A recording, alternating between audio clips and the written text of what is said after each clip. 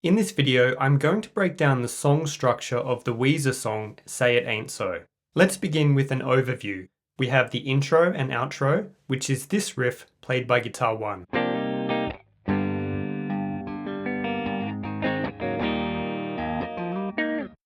Oh yeah, alright. Then we have the verse. Somebody's hiding, is crowding my icebox. The chorus. Say it ain't so. The bridge. Dear Daddy, I write you in spite of years of silence. And the guitar solo.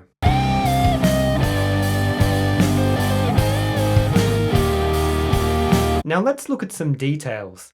The 3 verses can be thought of more broadly as 2 verse sections. Also, notice how the interlude precedes every single verse, and the guitar 2 part is the same in the interlude and the verse.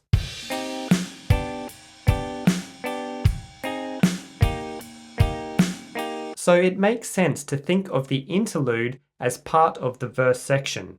Considering this close connection to the verse, a more appropriate name for the interlude would be pre-verse instrumental. So the overall structure is A, B, A, B, C, D, B.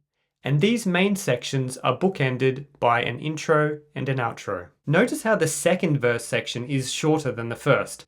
So we have a double first verse, followed by a chorus, then a single second verse, followed by a chorus. This is a common technique that increases the momentum of a song because we get through the second verse quicker, so it feels like the song is picking up speed and really going somewhere. Some other songs that pair a double first verse with a shorter second verse include Under the Bridge, Wonderwall, Rolling in the Deep, and Follow Your Arrow. Now generally, in most verse-chorus style songs, after 2 verse sections and 2 choruses, you'll notice that an entirely new section is introduced. Why is this a good idea, structurally speaking?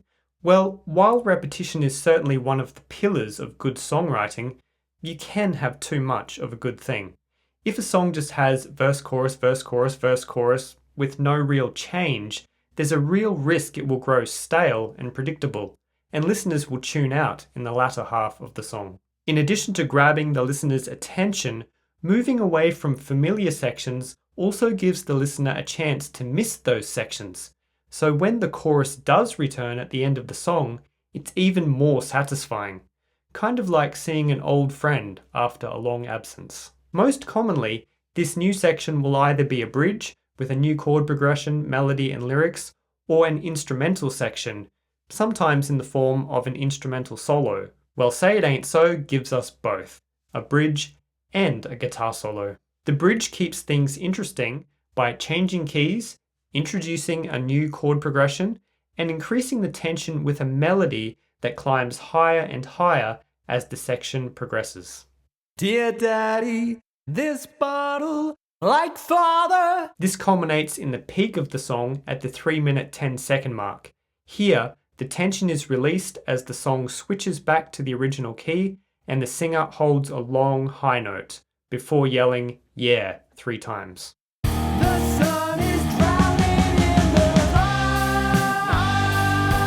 Yeah, yeah, yeah, yeah, yeah. Then the guitar solo kicks off.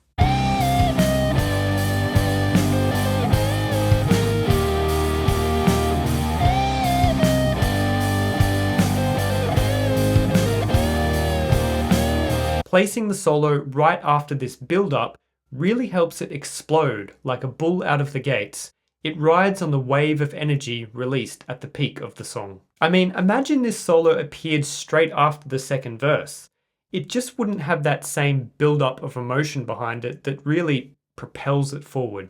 Then we finish with the familiar chorus, which is capped off with the clean outro guitar as the final notes of the distorted guitars and bass fade in the background.